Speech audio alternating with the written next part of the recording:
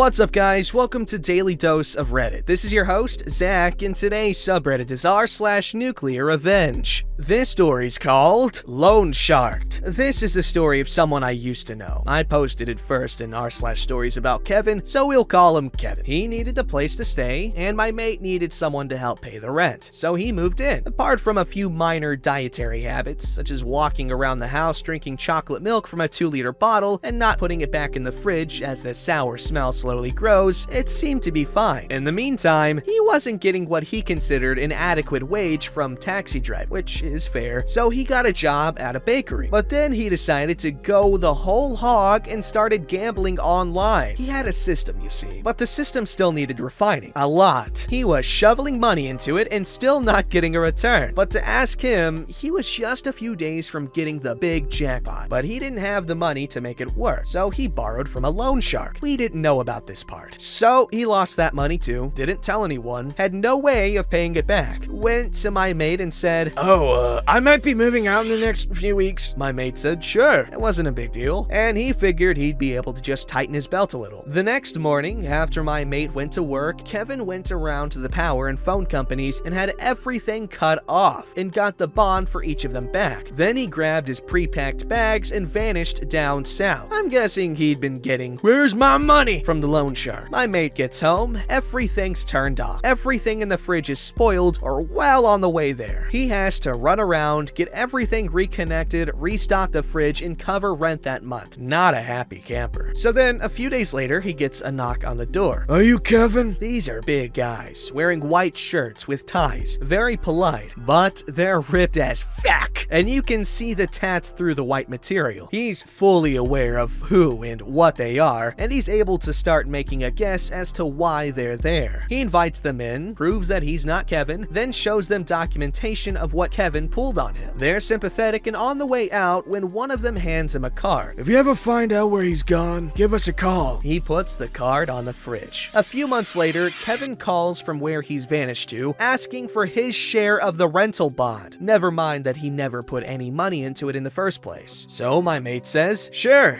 where can I mail it to?" Kevin rattles off an address. "No worries, it'll be on your doorstep before you know it." My mate hangs up, takes the card off the fridge, and makes a call. "So, you wanted to know where Kevin was?" That Christmas, he got a card from the loan shark with $500 in it. Ha! That's baller, man. Okay, I like that. Hey, loan sharks, I know people that need money. Hey, loan sharks! Woo! This story's called My 2019 Was Wild, but with everything finally on the up and up, I can finally tell this story here. After university, late 2018, I fell on rough times and was forced to move back to my hometown. I tried to transfer my job to a new branch in my area, but failed. Thus, I needed to get a new job. I settled for a 20-hour-a-week job at a Bookies with a second bartending job in the evenings. The Bookies is the target for my revenge, which was entirely accidental. Involved are the following: Janelle, my manager's manager; Shay, my manager; Jorge and Gordon, my coworkers; and Kara, a coworker at another store who is relevant later. I ended up working behind the counter as a customer service manager, basically a step up from a cashier. It's fancy when seen on a CV, but there's nothing really to it. I took bets, chatted with customers, helped people with machines, and, for the vast majority of my shift, sat around waiting for something to do. I got on well with my coworkers, or so I thought, and had no major issues. It was 20 hours a week, about £1 more than minimum wage, with a lot of overtime required of me and irregular shift patterns. Though I had no issues with the job beyond how difficult it was to juggle the schedules of both my jobs, in February of 2019, after working for the company for 6 months, I was invited to a probation hearing. It cannot be emphasized enough that it was a probation hearing in which I would have my performance reviewed and, as informed in training, was entitled to a pay raise at the end of it. I arrived that morning to a disciplinary hearing where, without even a shred of evidence, I was accused of 11 different cash discrepancies dating back to early November of 2018, shortly after I'd started, which all amounted to £271 and 36, whatever. All but one of which I'd never heard of before. These had apparently been reported and logged by my manager, Shay, and my coworkers, despite no one saying a word to me at all. Not a whisper in the 5 months this had apparently been occurring. I was told that it was unacceptable. A call was made to HR and I was terminated on the spot and forced to hand hand over my keys and to never set foot in the store again. To my protests, I was told the decision could not be appealed, and I would eventually receive written confirmation of my employment's termination in the post. I didn't let myself slump around and feel sorry for myself. So, on the way home, I opened up Indeed and applied for a bunch of jobs, and before I arrived home, had an interview set up for the next week at what is my current place of work. Now, I was furious, fuming at having gone to what I thought should have been a normal probation hearing and having effectively been called a thief and banned for life from a place I'd never go to anyway. But somehow my parents were angrier and ordered me to let them know when they got into contact with me again. Almost 2 weeks later, I received an email from the company's HR which reiterated the accusations and stated again that I was terminated. My mom sat me down in her kitchen and walked me through a letter response that was 2 parts professional and 3 parts scathing, ripping into them about their unprofessional conduct, their ludicrous claims, their lack of evidence, the holes in their story, because there were quite a few. And finally, the cherry on the cake, the employment laws they'd broken. Now, I didn't want much, just a nice reference, a promise that not a whisper of these accusations would turn up when my new job asked them for a reference, because by then I'd already been offered the job. I then attached the letter to an email to fire back at their HR department. Then I added Janelle's work email, then her boss's email, and finally the holding company that owned the brand, because I wanted to make sure this was seen. A bit of background. The Bookies I worked for is a brand that is owned by an international company. Their name, behind the scenes, is slapped on everything, and they pretty much dictate everything we did. I'm not sure if holding company is the correct term, but I'll stick to that for now. Anyway, I sent this email with a 48-hour window for a response. I received a reply the next day from the same email that my demands were being met. I smirked victoriously and moved on with my life, happy to wash my hands of the entire ordeal. However, I'd set off a chain reaction that I wouldn't know about until 3 months later. 3 months on, I'd settled into my new job, a call center position with double the hours and well over double the pay. I'd gone through training and was settling into my new position when I see a new set of trainees settling in near my team. Among them was Gordon, one of my coworkers from the Bookies. I was stunned. Gordon had been at the Bookies for 6 years when I joined. He was well liked, good at his job, and a favorite of the managers. There was no way he'd been fired. Though I didn't really want to talk to him, as I was of the impression that he, Jorge, and my manager had likely set me up, I did want to know what happened. Luckily, on seeing me in the break room one shift, he sought me out and told me everything. Apparently, my email had been read by the higher-ups in the holding company and had caused a lot of scrutiny to fall onto the Bookies in our town, of which there were 3 in our area that Janelle was responsible for, 2 in my town and a 3rd in a neighboring one. Someone in HR passed a message down to the area manager, Janelle's boss, claiming they wanted things investigated and they wanted results yesterday, causing him to drop everything and descend on our little town with the panic and aggression of a man whose superiors were watching his every breath. He went to Janelle wanting to know why he hadn't been made aware previously that I was apparently stealing money, and why I had been given the keys to the shop and shifts on my own when allegations of that nature were attributed to me, and why hadn't I been put under investigation. Turns out Janelle had in fact put in my employee file that I was under investigation, but had never actually gone through with any of the official procedures for monitoring and investigating me. Shocker. Thus, she had me fired for the accused crime without looking into it at all, falsely claiming otherwise. Thus, the area manager took the dates and amounts of the cash discrepancies, confirmed that they had been reported on those days without my knowledge in Shay's own logbook of the shop's cash, and sent that information on to our security team to investigate. Another little detail is that the CCTV for every shop in the brand is outsourced to a private security company who monitors each shop remotely and has access to all the cameras and video. As was procedure, they looked into the dates mentioned to see if I'd been doing anything untoward. I know I wasn't, and nothing was ever said to me, but they did find something. Turns out money was going missing from the shop, but surprise, surprise, it wasn't me, but Jorge and Shay. They not only set me up for reasons I will never know, but were also falsifying numbers and cash checks on the system to hide it. One thing Shay was caught doing was deliberately shortchanging customers by taking portions of their winnings without them even knowing it. Bear in mind, a lot of our customers were elderly men and women. Gordon claims that he once opened opened the shop after I and Shay had closed the night before and noticed a cash difference, but had been told not to say anything to me as I was under investigation and it could compromise it. He did apologize and I let it go. Needless to say, Jorge and Shay were fired. But it doesn't end there. Our team was small. Including me, there were a total of 4 people working at the store. As they hadn't been able to hire anyone to replace me, Jorge and Shay's termination meant Gordon was the only employee at the busiest shop in our area. Even if they'd been able to get another colleague from the 2 other shops to help out, it wouldn't have been enough to keep the shop open and manage the amount of customers. So they closed the location down until they could get the staff to run it. It was at that point that Gordon handed in his resignation and applied for his job at my work, meaning they had no one. On top of that, Gordon's girlfriend worked in the same shop as Janelle, and she relayed that she was rarely at their store in the other town for the next few weeks before the area manager reported she was fired as well. No reason given to her. I was later issued an apology for everything by the area manager and informed that she, Janelle, was no longer with the company in an email sometime later. But somehow it doesn't end there. With the store I worked at closed, this one being on the high street where most people preferred to go, the only other location in town was the much smaller location in the suburbs, the one where Kara worked. Alone, she suddenly received an influx of customers into her tiny store space and absolutely no support from other staff or upper management. Thus, for her own mental health, having already been overworked and underpaid, running an entire store by herself, she quit, meaning that location had to be closed down too. All of this at the worst possible time, March, when the Cheltenham Festival was occurring, which is a huge moneymaker for the gambling industry, even in a small town like ours. An opportunity the 3 other bookies on the high street reaped the benefits instead of my old place, as the former customers went to them instead. As it currently stands, just over a year later, both shops remain closed and I'm currently entering a job in cybersecurity, the training for which I paid for with my current job. Thanks for firing me, dumbasses. You did me a favor.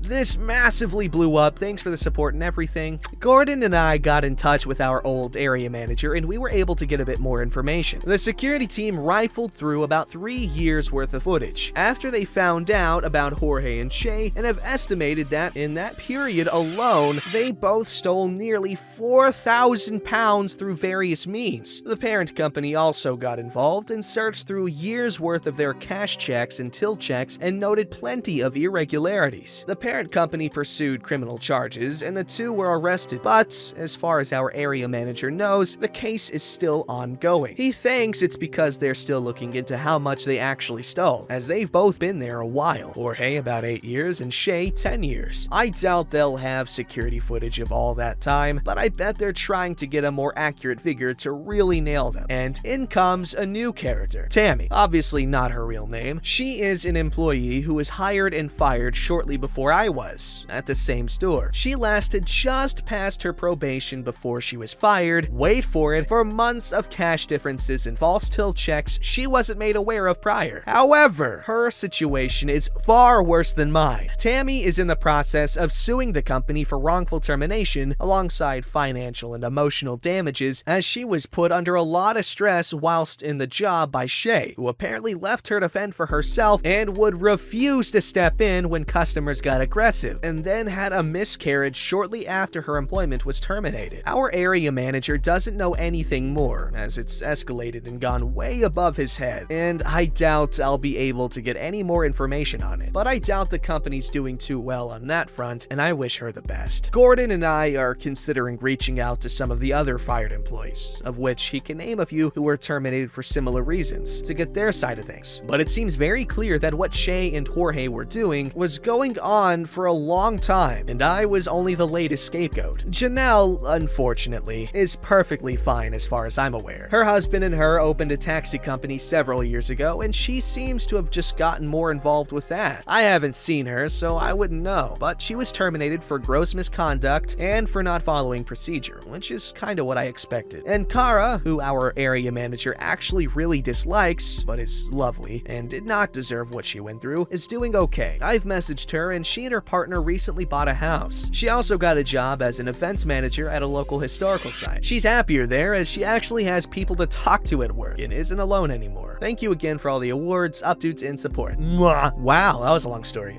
Your mom's really cool for, you know, kickstarting that for you. But moral of the story, people suck. Don't forget to like, subscribe, and hit that bell to never miss an episode.